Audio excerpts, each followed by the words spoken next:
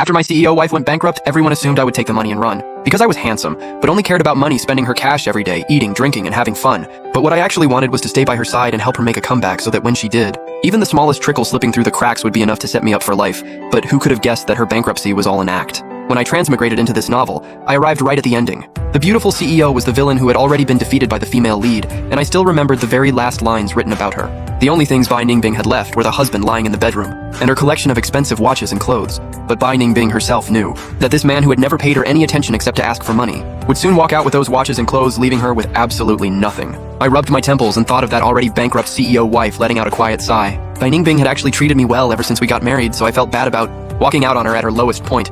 I at least had to wait until she had her own income or business up and running. I spent a while sorting through my thoughts, and once I had a clear head, I got up and started tidying the messy place. It took a full 3 hours. Before I managed to stuff everything into one corner of my room, by that point, the pile reached the ceiling. Over 100 watches alone and more than 80 outfits. I found myself desperately wishing the clothes could be swapped for more watches, since watches were far easier to sell. When I woke up, it was 2 in the afternoon and my stomach was growling. I flipped open the wallet on the coffee table, and sure enough found money, then headed toward the kitchen. But I did not bother going in.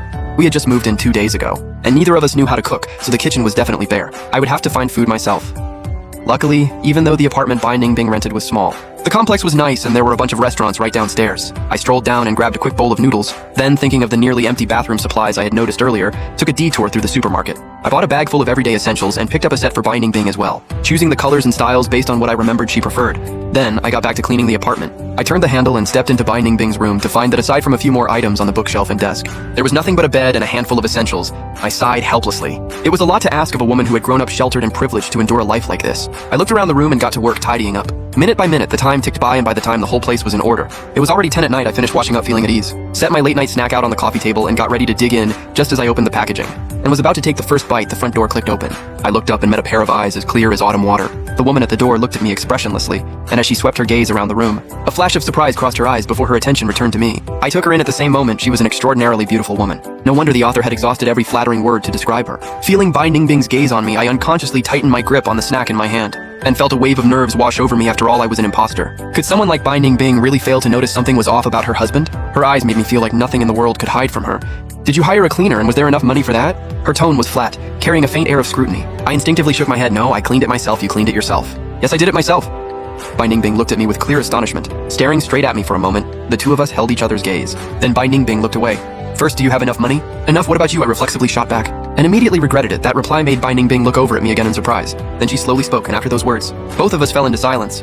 Bai Ningbing glanced at what I was eating on the table, and suddenly said, sorry, I could not process it fast enough. I looked up following her line of sight and quickly shook my head. No, there is nothing for you to apologize for. Bai Ningbing walked over and sat down on the other end of the sofa. Choosing her words carefully, the asset situation has mostly been sorted out. Everything under our names has been transferred away, and while nothing is left, there are no debts either, so you do not need to worry about any liabilities. I currently have 30,000 yuan left. Once these matters are fully resolved, I will start making money as quickly as I can. Your card should still have 60,000. The rent on this apartment has been paid for 6 months in full. If you want a divorce, I will give you another 20,000. And until you find your own place, you can stay here for as long as you need. I understood clearly that Bai Ningbing had done more than could be asked of her. Their entire combined wealth was only 90,000 yuan, and if they divorced, she was willing to hand over 80,000 of it to me and let me continue living here. She certainly would not be taking the watches and clothes either, which meant she would be left with a single room and 10,000 yuan. Seeing that I said nothing, Bai Ningbing added, going forward, I will set aside a portion of my earnings for you every month, a minimum of 3,000 per month. Since I cannot predict what things will look like ahead, I can only promise this much for now. If I manage to make a comeback, I will compensate you properly. I quickly shook my head to refuse, and when Bai Ningbing saw me shake my head, she went completely silent.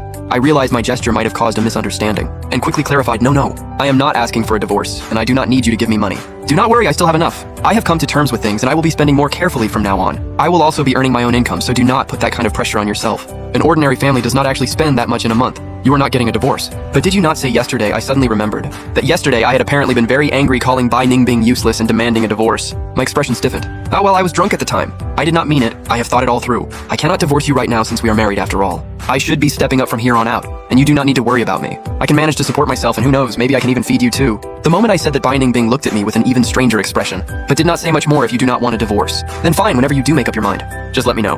Bai Ningbing got up and went to the bathroom to wash up. I bowed my head awkwardly and kept eating, and I heard Bai Ningbing pause in the bathroom for a few seconds after she stepped in, probably noticing how different it looked from before. Then the sound of running water started up by the time I finished eating. Bai Ningbing had finished washing up and came back out without any of the awkwardness I had imagined. Thank you, get some rest soon. I scratched my head. The whole thing felt like a dream. I went over my thoughts one more time, went to wash up myself, and then back in my room opened my laptop. registered a personal storefront on an online secondhand marketplace before finally shutting it down and going to sleep.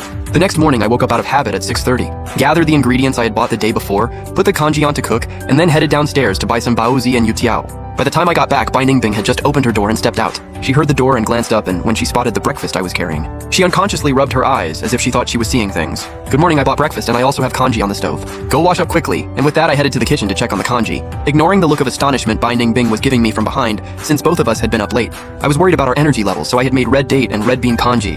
By now the kanji was about ready and I ladled out 2 bowls, then arranged the baozi and yutiao on a plate and made some boiled eggs, along with a small pickled side dish. When Bai Ningbing came out of the bathroom, she was greeted by what could generously be called a fairly decent spread on the dining table. This scene should have felt warm and homey. But Bai Ningbing did not feel that way at all. She knew her husband far too well. In nearly 3 years of marriage, I had never once cooked or done a single chore. The only thing I was known for was spending money and the background check she ran before the wedding. Had never mentioned any of these skills. Bai Ningbing's mind was full of suspicion. Had I been hiding this side of myself all along? Before, there had always been housekeepers and maids, so I had never lifted a finger. But now that it was just the 2 of us, and money was tight, it was not exactly reasonable to keep eating out. What I made was not exactly gourmet, but it was passable enough to eat. If you do not mind, you are welcome to come home for meals from now on. What, so, when grandfather asked you back then whether you could cook, you were lying to him? Bai Ningbing said this, then picked up her spoon and took a sip of the kanji. I laughed it off. My skills are nowhere near our housekeeper's level. Back then I figured grandfather was used to the finest food, so I did not want to embarrass myself. That excuse was just barely convincing enough. Bai Ningbing gave a small nod. Actually, it tastes quite good. Watching her eat with her usual graceful movements, I suddenly understood. Asking a woman who had grown up eating only the finest delicacies to eat food like this truly was asking a lot of her. After breakfast, Bai Ningbing offered to carry the dishes to the kitchen. I quickly stopped her. It is fine, I will take care of it. I will wash the dishes, you go ahead and handle whatever you need to. There are still assets left to deal with. I probably will not be back until evening. Do not worry about me, just call if you need anything. Once Bai Ningbing left, I finally felt at ease. I thought to myself, even down on her luck, that woman could not shake the air of nobility that surrounded her. The invisible pressure she carried came and went like a quiet undercurrent. If I had not already seen my share of the world in my previous life, I might not have been able to hold my composure around her. I also had a lot to get done today. Not only did I need to add a few things to the apartment, but I also had to photograph all the watches and clothes to list them for sale online.